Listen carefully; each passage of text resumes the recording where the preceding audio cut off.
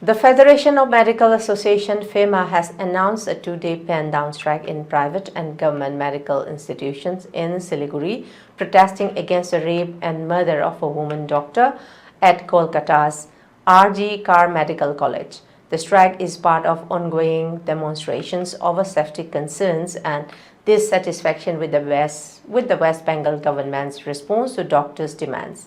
The protests were intensified after the gruesome incident in August, where a second-year trainee doctor was found dead on the college premises. Doctors are demanding immediate action to address safety issues in hospitals. The strike has gained support from various medical associations, including the Federation of All India Medical Association (FEMA), which announced a nationwide boycott of electing medical services in solidarity. Union Minister Sukanta Majumdar urged BJP workers and the public to support the doctors' protests.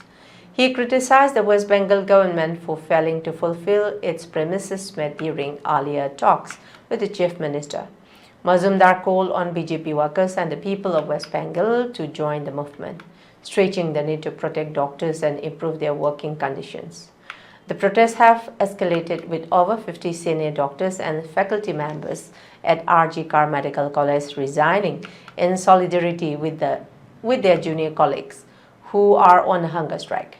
Demonstrations have now been ongoing for more than 65 days, with protesters highlighting the state government's neglect of their concerns.